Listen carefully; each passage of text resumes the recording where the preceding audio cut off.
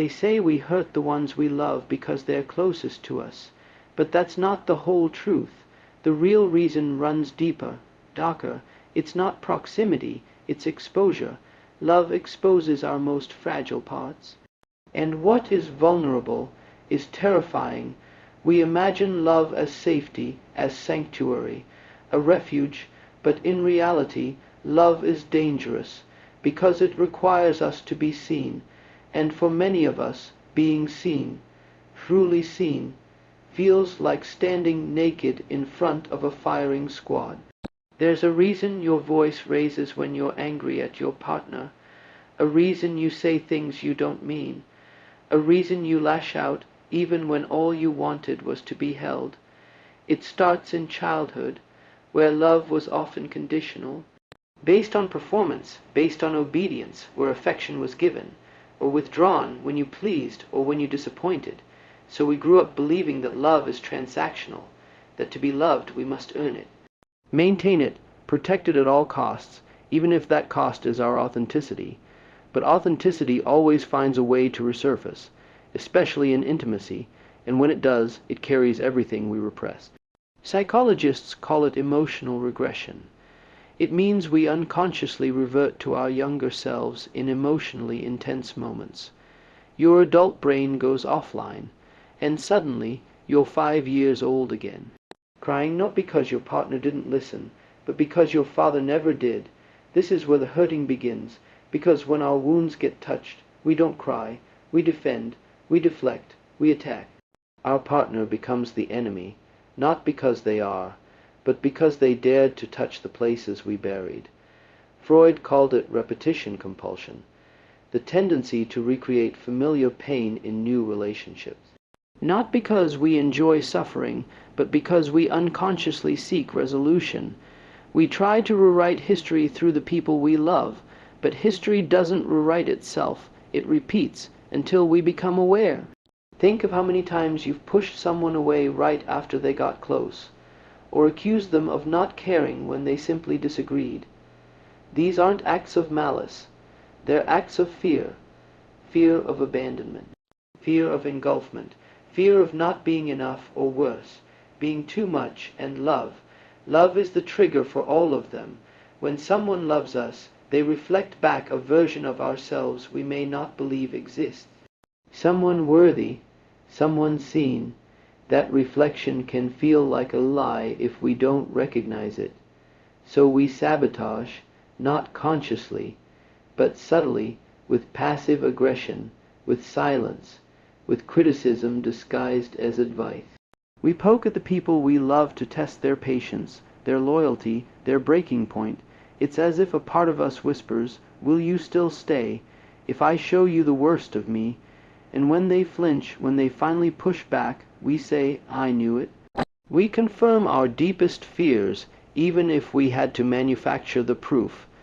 There's a tragic beauty in this, because behind every cruel word, every slammed door, is a desperate plea. Asterisk, don't leave me, but also don't come too close.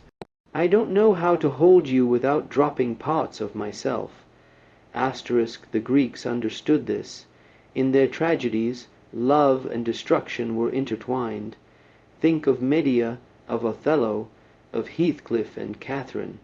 They loved fiercely, possessively, destructively, because love, unexamined, becomes obsession, and obsession, unmet with awareness, becomes violence.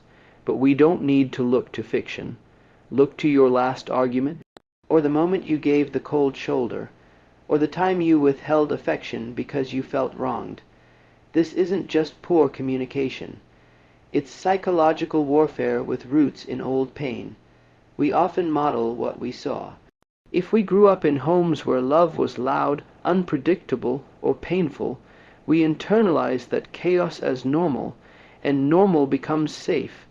Even when it hurts, healing begins with recognition, recognizing that the enemy is not your partner. It's the echo of your past. It's the defense mechanisms you built to survive what you couldn't understand. Love asks us to drop our armor, but when your armor asterisk is asterisk your identity, Taking it off feels like death. That's why many would rather destroy the relationship than confront themselves.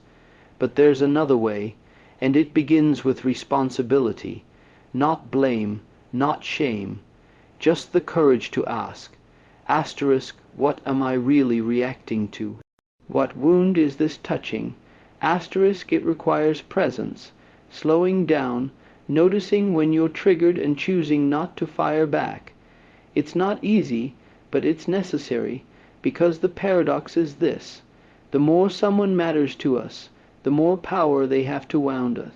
But also, to heal us, when we recognize our patterns, we create space, space to pause, to choose differently, to respond instead of react, and in that space, love becomes something else, not a battleground, but a mirror, one that shows you everything you still need to heal. So yes, we hurt the ones we love, but not because we love them, because we don't know how to love asterisk ourselves asterisk in their presence. We mistake familiarity for destiny. We think this is just how I am, but you're not your trauma, you're not your past, you're the awareness that sees it. It takes a certain kind of bravery to look your patterns in the eye and say, you may have kept me safe once, but I don't need you anymore. And maybe that's what love truly is. Not the absence of hurt, but the commitment to see each other through the pain, without running, without blaming, without breaking what we swore to protect. If this video made you uncomfortable, good. That discomfort is the first sign of awareness. Take a moment, reflect. Who have you hurt that didn't deserve it? And what pain in you made it feel necessary? Comment your thoughts below. Share this with someone who needs to hear it. And if you're ready to dive deeper into the parts of yourself you've been avoiding, hit that subscribe button, because healing doesn't happen in silence. It happens in truth, and together we can face it. Thanks for watching.